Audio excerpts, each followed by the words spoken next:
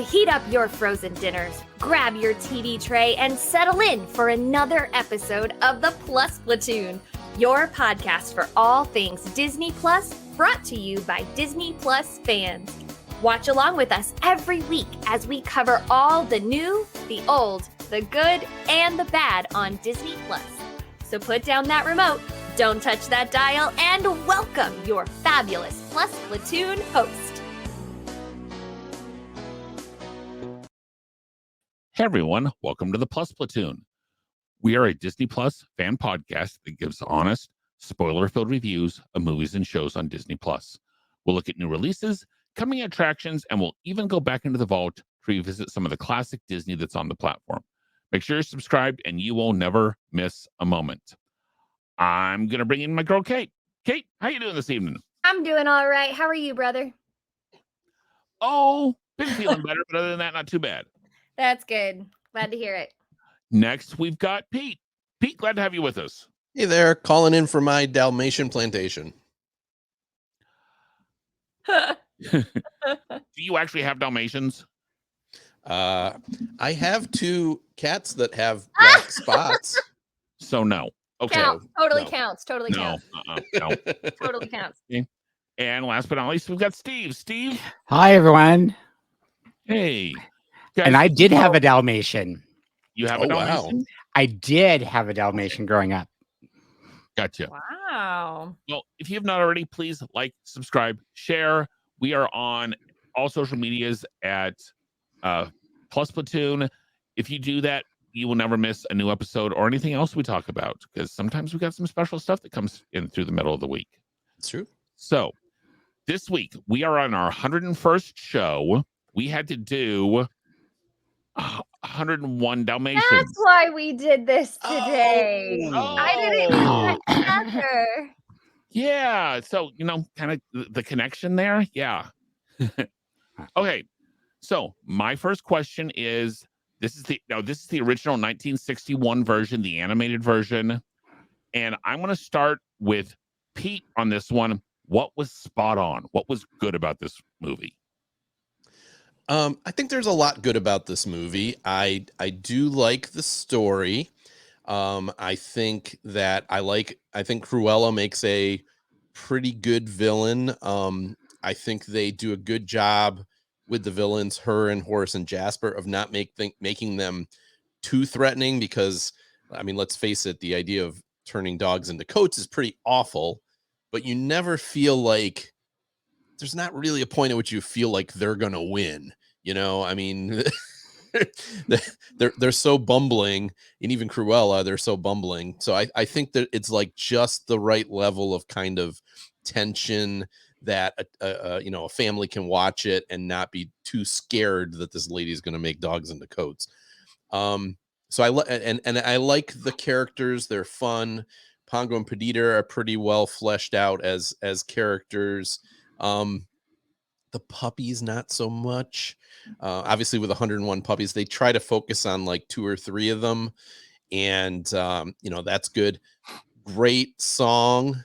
It's certainly not a musical. There's really the 2 songs, I think, or is there a third song I think too? Officially there's 3 songs. I can't think of what the third one is, but this is one of the very few Disney movies from this period, or one of the only Disney movies from this period with fewer than 4 songs. Yeah. And really the main one obviously is Cruella de Vil, right? Very classic Disney song. So that song itself is a lot of fun. And I mean, it's a neat little story. Animation's done well. There's a few things that kind of but I'll stick with that for what I think is done well, and I'll kick it over to Steve and let him add some stuff. So growing up, this was one of my favorite all-time movies. I remember watching it in the theaters, but also I had it on the record player, because we had the audio version that my brother and I used to play all the times, that told the entire story through audio. I agree with Pete that Cruella de Vil is probably one of those all-time favorite villains, where she's evil, but not to the point where she's really scary. I mean, like, just over the top thing. I also love Canine Crunchies. That always just cracks me up. And I think it's Rolly, the one who always says, "I'm hungry, Mama," throughout the movie. Just totally enjoyed it. Watching it now as an adult, because I hadn't watched it in years, is so many plot holes, but we could talk about that on the next question. Derek, what do you think? Yeah, it's cute. As Pete said, Pongo and Perdita, very fleshed out, very good characters, very well developed characters, very much characters the audience will connect with, especially if you're a parent. As far as Cruella de Vil can either be a good or bad thing, that I would say it's in the top 5 Disney earworms of all time. But yeah, it was fine. I love the fact this was the first use of the Xerox technology in animation, where they literally would take an animation of a puppy and make photocopies of it and just layer them all on, which is why a bunch of them have the same number of spots and the same motions. So, what can you really blame them when they had to do 101 of them? Oh no, I think that's the only way it could have been made. I think that's the only way it could have been made, and had it come anywhere close to having any chance of breaking even. Oh, I'm sorry, I should say 99 of them, because there were only 99 puppies. There were 99 puppies, yes. Yeah. It's interesting that this is actually a movie that Walt Disney himself did have a hand in somewhat crafting, but not really, because at this point he was well into Disneyland. It's interesting that this is actually copyright 1960, even though it came out in January of 61. So they actually finished it in 1960. So just that little juxtaposition there. It's also the first one that had one story writer, which was Bill Peet. So all of the ones before this and after this were considered by multiple writers. So lot works for this movie. Yeah. Kate, what worked for you on this? So I have not watched this movie in probably over 20 years. I think. Same. Because there are snippets that, like, there's certain quotes that I remember that I actually quote one of them I quote all the time, and no one ever knows what I'm quoting, and I'll say it here in a second. I thought this movie held up over time. When I put it on, I was even intrigued just by the animation of the opening credits and how they animated the opening credits, which I was like, this is so dumb. This is just the credits. And yet I'm here just like, oh my gosh, this is so cute. Go ahead. Did it remind anyone else of Monsters, Inc.? Yes, it did. So, I loved it. I love how it is narrated by Pongo. And from most of it's narrated by Pongo. Sure, the characters are flushed out. Sure, they're very vanilla, for lack of a better term. Sure, but I really enjoyed this movie. I felt like it held up. I actually didn't notice the plot holes as much, but I probably should go back and rewatch it again to catch those. I think Cruella de Vil is a terrifying villain. Just especially when she's driving the car and she's got the crazy eyes. Just terrifying. Horace and Jasper remind me so much of the bad guys from Home Alone. Yeah. Like, I just kept thinking of the bad guys from Home Alone, and so that cracked me up. But I saw a lot of Derek, can you look this up really quick? What was the time difference between this and Robin Hood? And the Aristocats? I want to know the three of those. What was the timeline between Robin Hood, the Aristocats, and 101 Dalmatians? Okay. Robin Hood was 70s, I think. No, Robin Hood, Aristocats is 1970. Okay. Robin Hood was, I just had it. 73. No. Yeah. And Yeah, this was 73. Yeah, 67. 73. This was That's what I just 61. said. This 70s. was 61. 61. Okay, so Yeah. because I noticed what I felt like was a lot of the same style of animation, like in the like the goose or the goose that was talking. You see Mhm. that goose in Robin Hood and in Aristocats and stuff like that. I think that Cruella de Vil is such an earworm. What other songs are that's the only one, right? Dalmatian K9 Plantation. Crunchies. Oh my gosh. Oh my gosh. I just listen, if they made a spin-off of just the puppies, I would probably watch it and love it. And they probably have already done that. Isn't there was a Disney kids show recently Probably, on Disney and it Junior? probably wasn't as good. My favorite line in the whole thing is when Rolly goes, I think it's Rolly, or maybe it's Lucky, goes, but my paws is froze, and my nose is froze, and my tail is froze, and my toes is froze. And I quote that every time I am cold, and no one ever knows what I'm talking about. So I love this movie. I loved it. The I'm third done. song is the Canine Crunchies theme. It's Cruella de Vil, Dalmatian Plantation, and Canine Crunchies are the three songs in this. So I will say there's like background music playing. It's not one of the songs. In that background music, that is part of the BGM somewhere at Walt Disney World because I was like, I've heard this song. But it wasn't like a song. It was like the background music of a song. I would guess somewhere on Main Street. Probably. Anyway, that was my thought. I love it. I thought it held up. Okay. Okay, so that's what worked.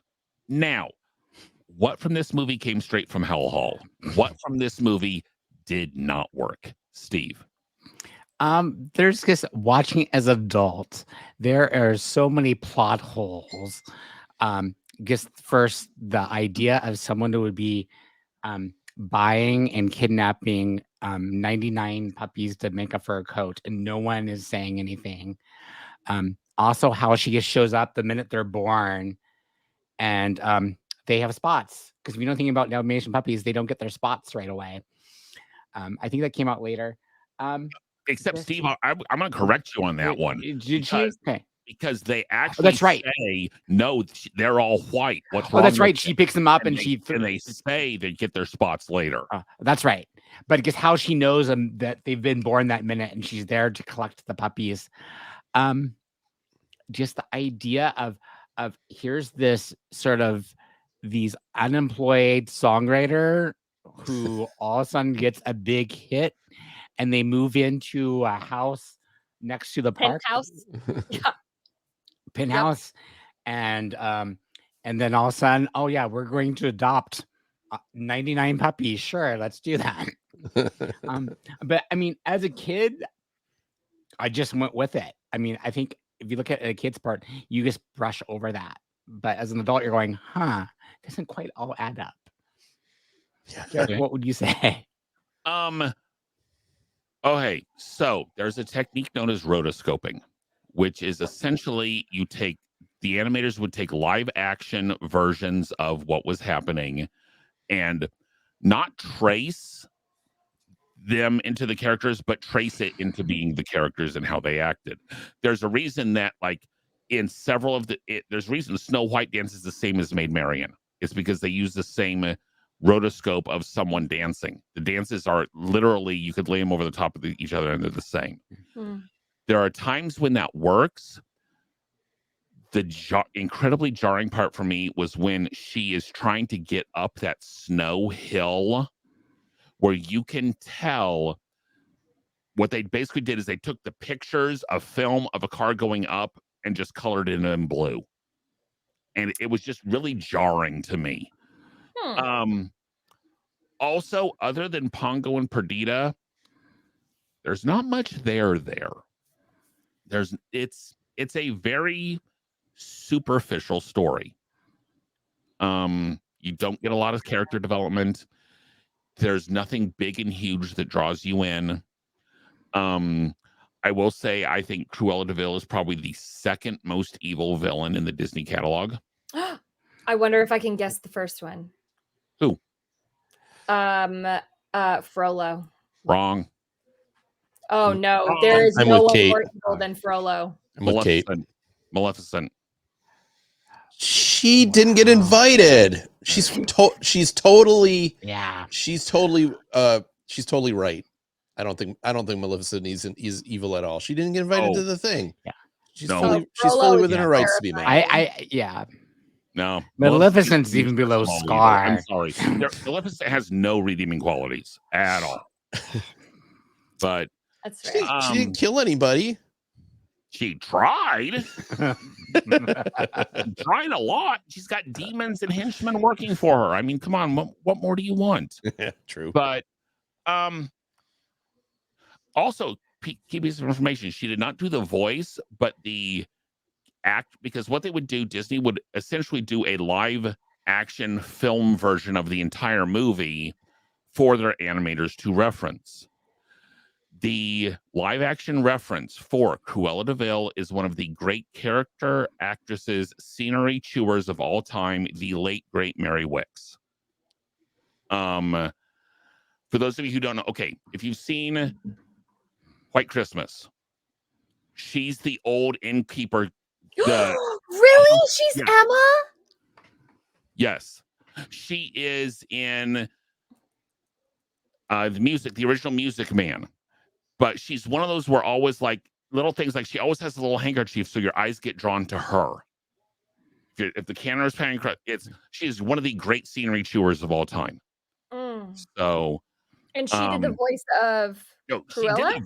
She did the voice of one of the, like the swan or something, one of the swans or something like that. But she was the live action reference for Cruella de Vil. She is the one who, which I can see her going completely over the top on everything. I can see that. So, but my biggest criticism was, there's not much there for this. There.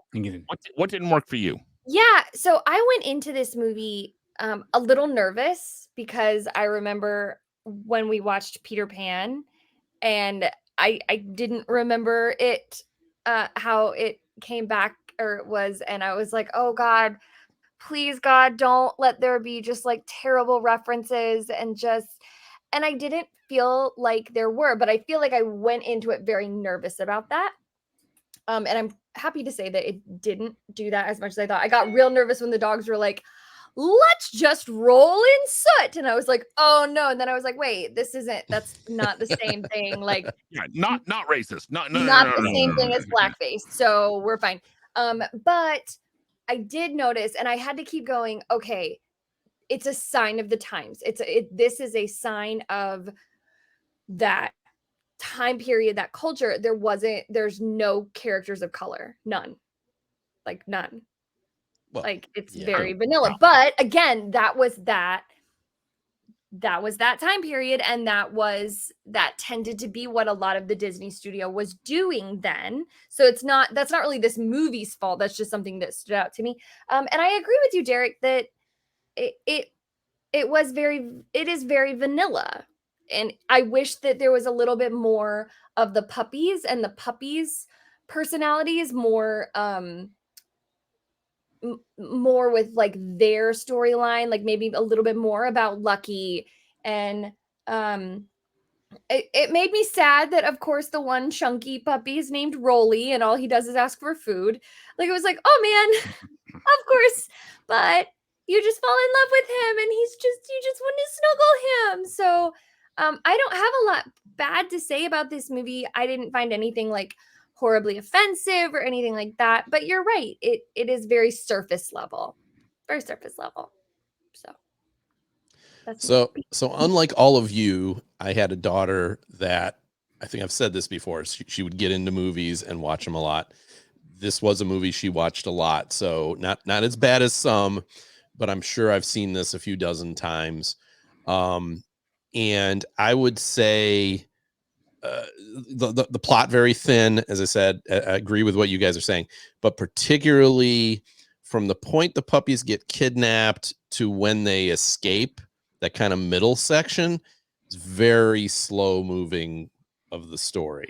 I think once Pongo and Perdita get to the puppies and help them escape, I think it picks up really nicely. I think that last section is much better than that middle. Like the opening part, the meet cute stuff, the having the puppies born, like setting everything up, that works well.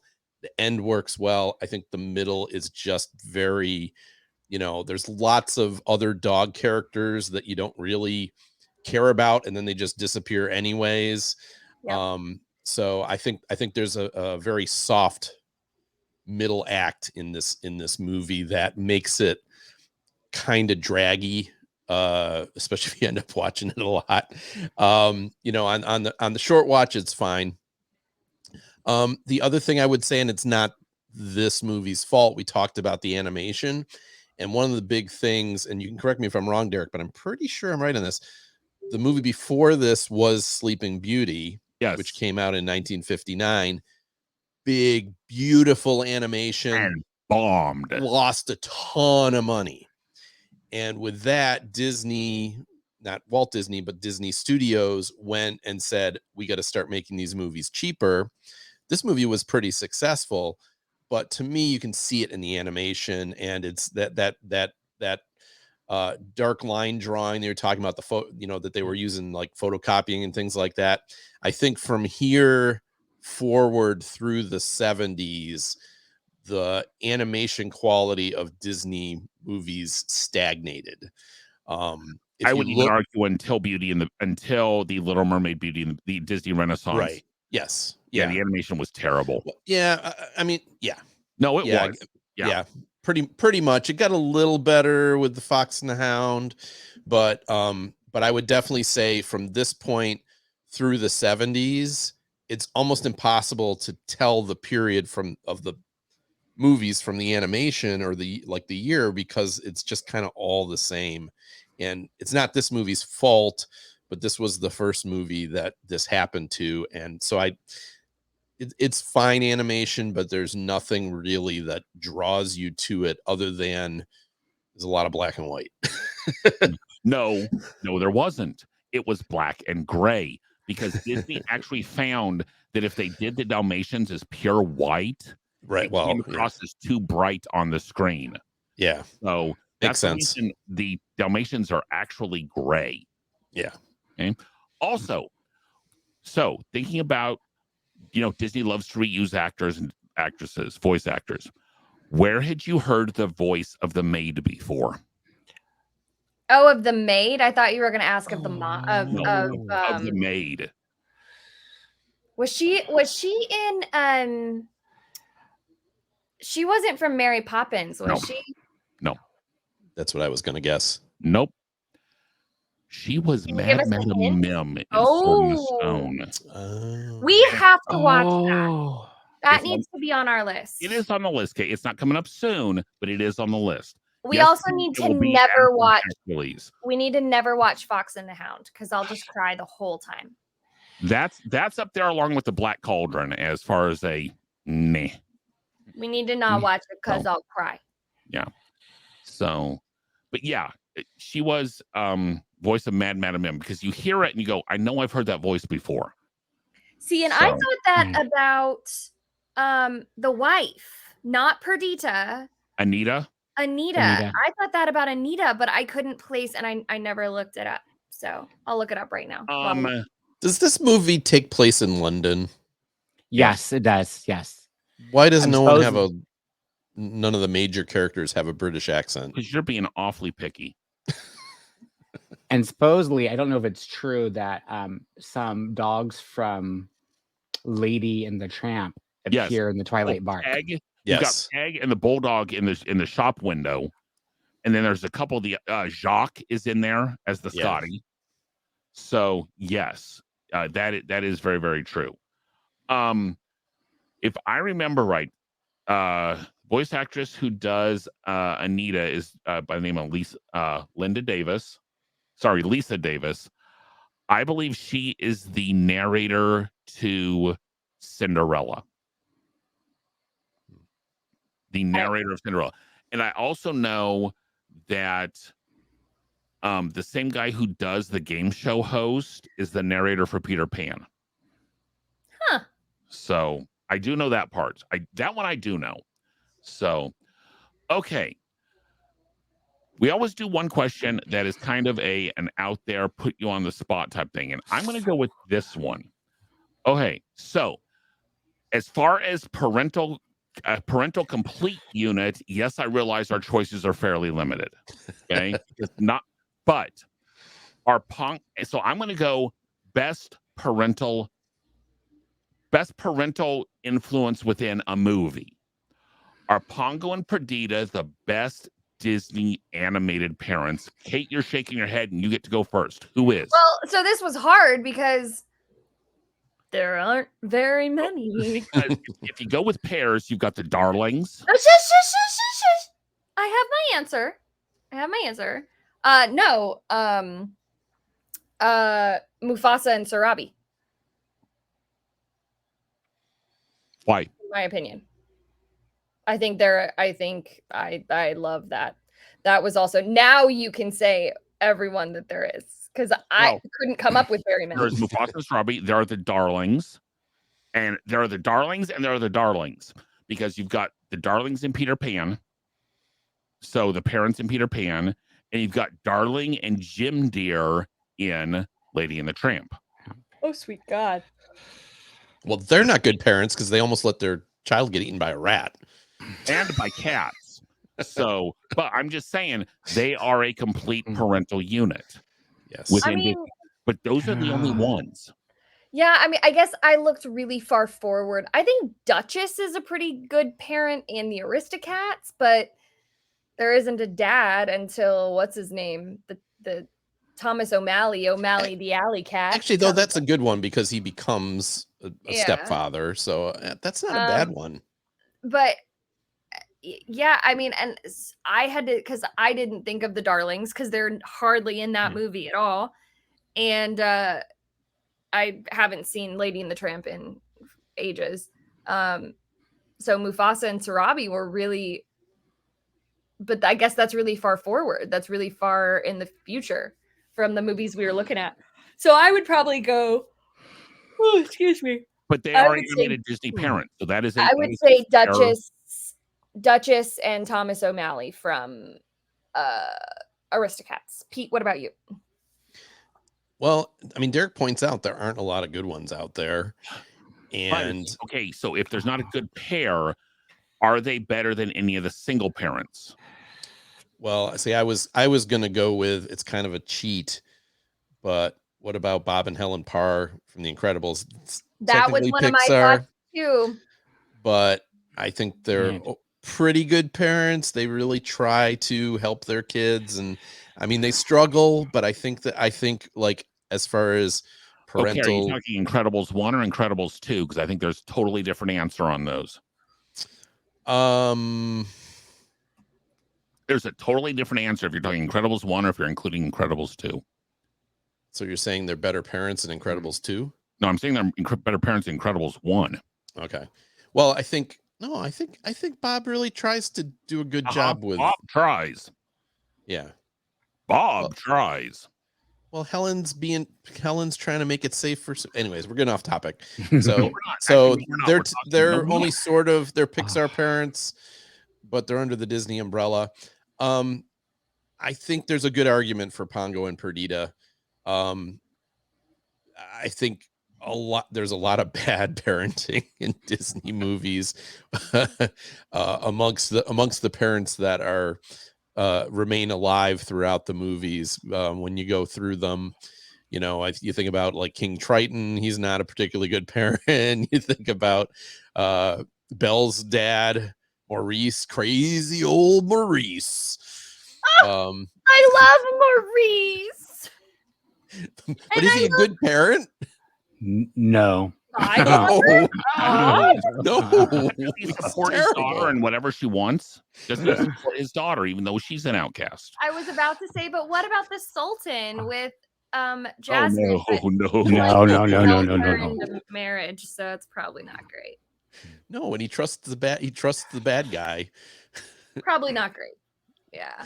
So yeah, no, there's a lot of particularly bad parenting in Disney movies. So, the bar is set pretty low here.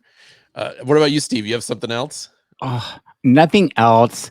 I think I would put Mufasa and Sarabi above Pongo and Perdita.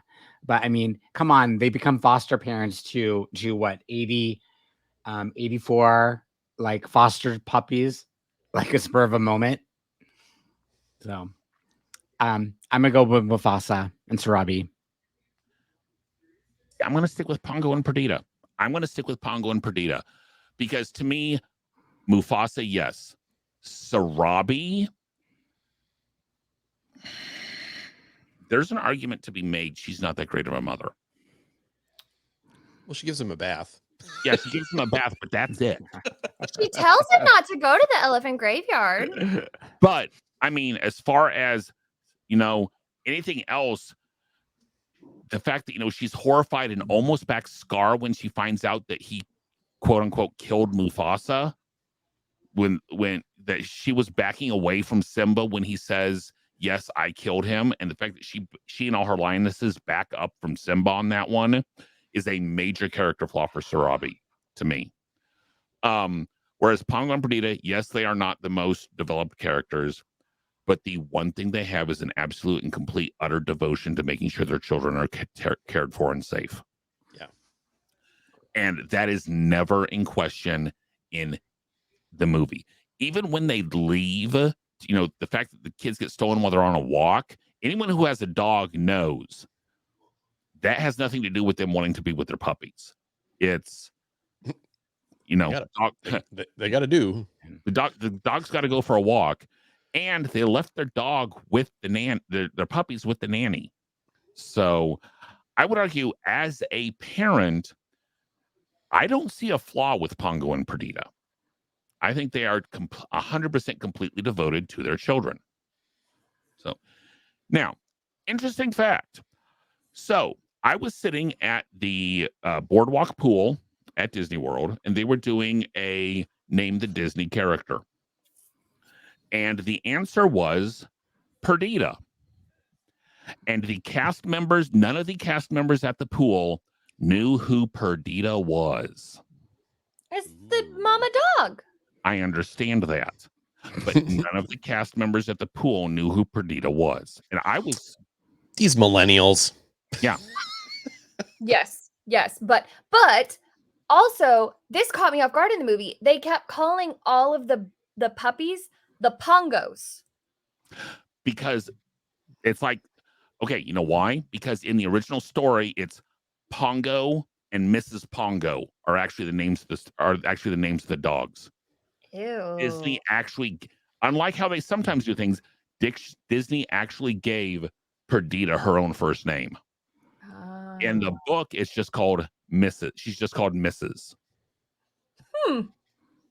But I mean, in a traditional family, the kids take the father's name. Sure, but I guess I thought, what are the parents' last names?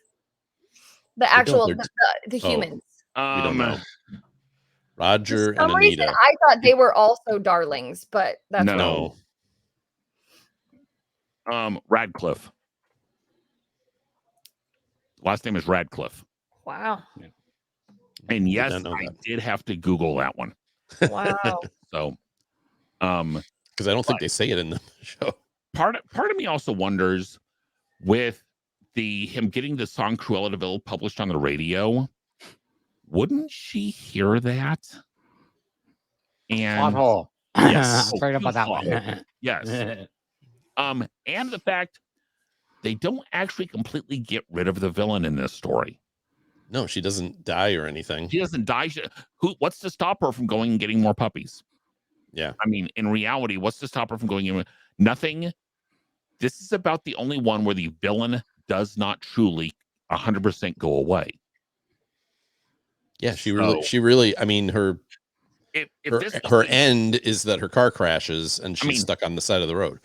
That end of this has every making of a Marvel movie where the villain doesn't really die. The villain will come back at some point later. Marvel movies kill their villains a lot, actually, but but I'm just saying, this movie, in theory, set up for a sequel with the fact that she never actually died. But it's also interesting. So this was based on a book, And the author of the book actually said that when she saw the Disney version, that Disney improved on her book, which is one of the very few times that has actually happened within Disney stories. Now, part of it helps that most of Disney stories that they did the movies of, the authors are long dead. But this is one of the few where the author actually said, this movie is better than my book. Wow. So, yeah, I heard the book was not much to it. So no, the book has even less to it than the movie does. yeah. But the whole where he rubs the dog and brings it back to life actually happened with the author and her husband, which is why it was in the book, which is why it was in the movie. I used to take like little pieces of like cloth and rub them when I was a little kid and pretend that I did that too.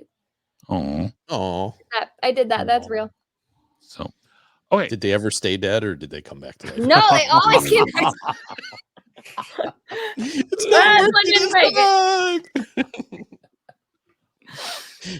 As we always do with our movies that we review, we're going to rate it in number of cups of pixie dust out of 5.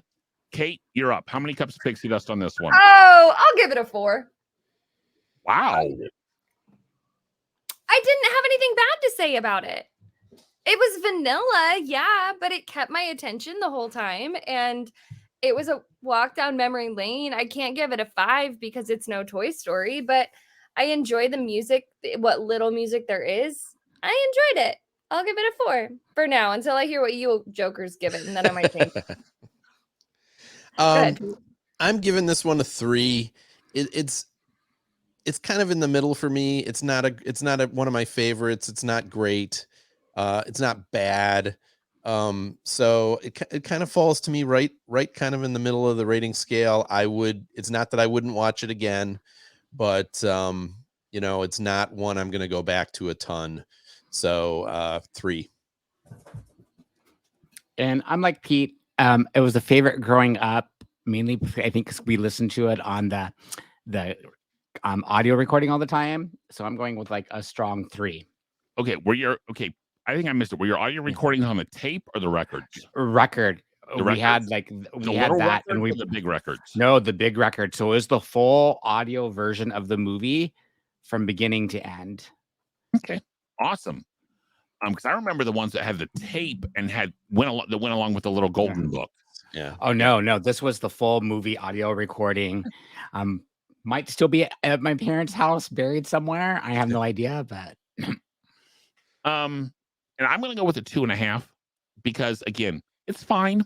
It was an okay movie. It was I didn't dislike it, but I don't need to watch it again for another 25 years. That it's probably been 25 to 30 years that it's probably been since I watched it the last time. Because honestly, the last time I probably watched it was whenever it came out in the 80s in the theaters. Because for those of you who weren't aware, Disney used to actually re-release their stuff about every 6 or 7 years in the theaters, which is how they kept stuff current. And it would almost always coincide with a McDonald's Happy Meal toys. That was when they had the DVDs in the vault. And like you couldn't get DVDs until they were released from the vault. Okay, Kate. This is before DVDs. Before DVDs, yes. They would only release them in theaters every. Oh wow, really? So often, yeah. Because I saw this movie in the theater because it was a re-release. Or on Wonderful World. Still do that. Or on Wonderful World of Disney on Sunday nights. Oh yes, was your other option. Yes. I wish they would still do that and release things in theaters. So let me throw this is not in our notes, but let me throw this question out. Generally, we don't like live action remakes, but we fairly recently saw Cruella, which I would be well worthy to argue that wasn't a remake of this movie. It's the same characters. See, I think Cruella 2 is going to be the remake of this movie.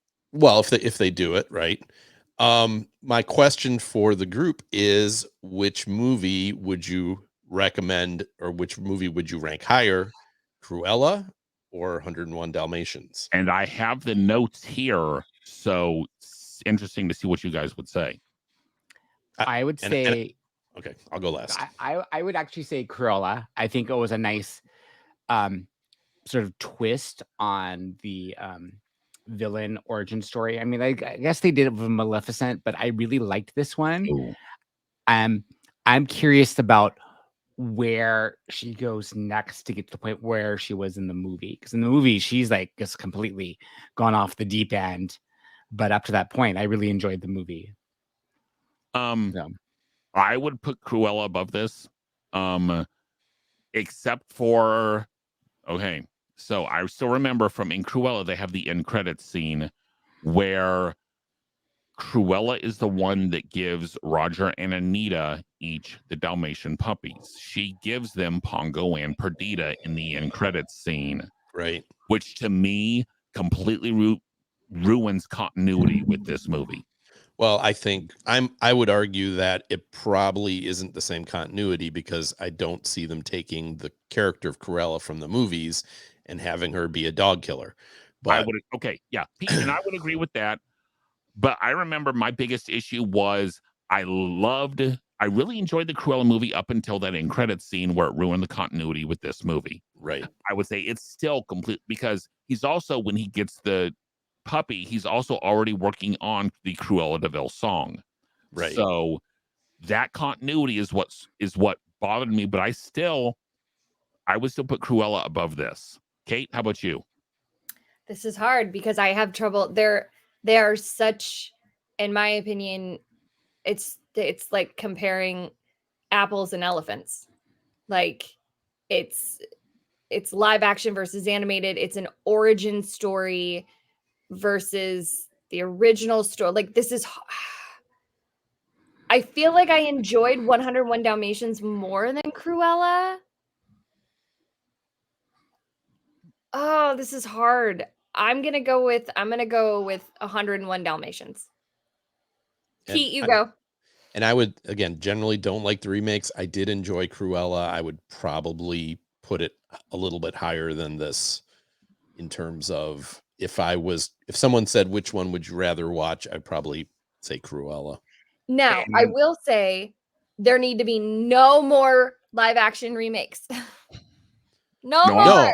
No. Yeah, no, I don't want remakes. And that's, I think, part of the reason I liked Cruella, because it really wasn't a remake. Right. In fact, I wish they had taken it further from the original story than they did. But yeah. And I will say what we just said holds track with what we rated Cruella. Really?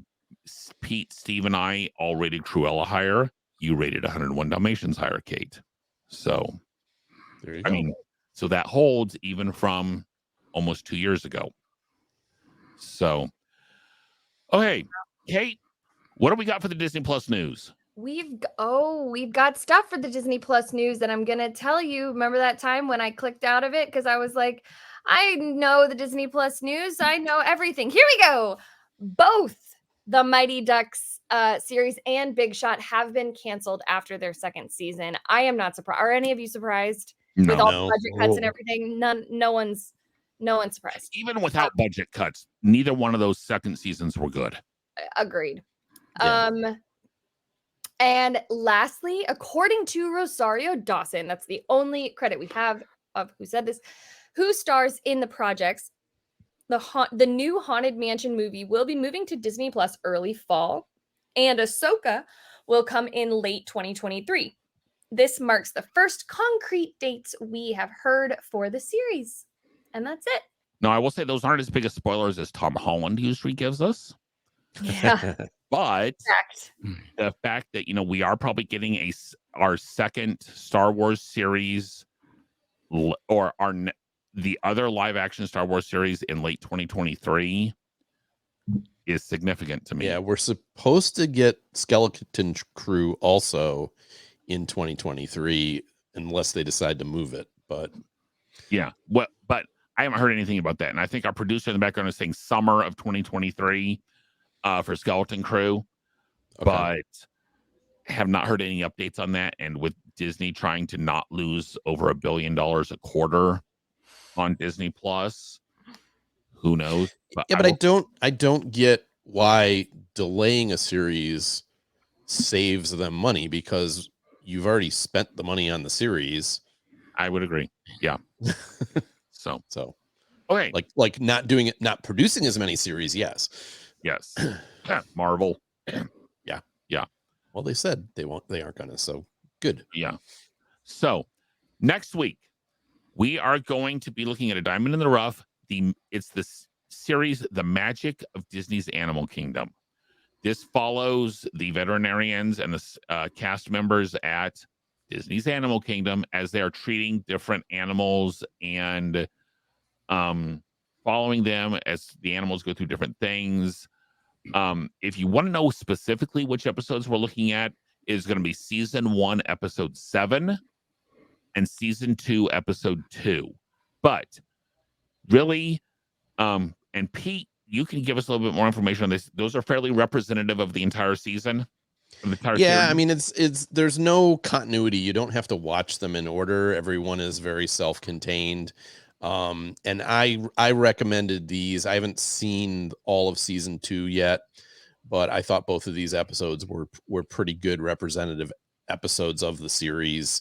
The biggest difference between season 1 and season 2 is the narrator. Season 1 is narrated by Josh Gad, and season 2 is narrated by someone. I don't know the name. So that's the main thing you'll notice if you watch these 2 episodes is the second season is missing a familiar voice. Okay. That's fair. Right. So, guys, that is next week. Thank you so much, guys. If you have shows that you want us to watch, we've got some openings coming up in April and May. Please email us at plusplatoon@gmail.com. We'd love your suggestions. And if you're the one that suggests a show for us to watch, love to have you on the show and talk to the platoon with us. Sure. Guys, we are on every episode's released every Thursday on all major podcasting networks and on YouTube. We are on Facebook, Twitter, Instagram, and YouTube at plusplatoon.com. Plusplatoon. So with that, everyone, Kate, Steve, Pete, thank you so much. Gina, thanks for producing, and we will see everyone next week. Bye, guys. Howdy, howdy. Bye, everyone. Howdy, howdy, howdy.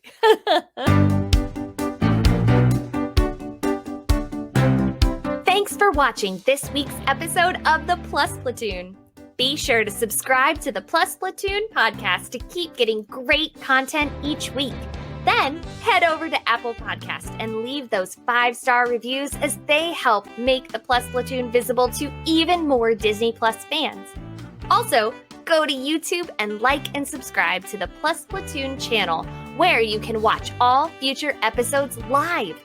If you have a question for the Plus Platoon, please send us an email to plusplatoon@gmail.com or connect with us on Facebook, Twitter, or Instagram @plusplatoon. The Plus Platoon is a Disney Plus fan podcast and is not affiliated with the Walt Disney Company or the Disney Plus streaming service. All opinions expressed on the show are solely those of the individual hosts and in no way reflect the views of the Walt Disney Company. Thanks for watching, and be sure to stay tuned for next week's episode because the Plus Platoon is to be continued.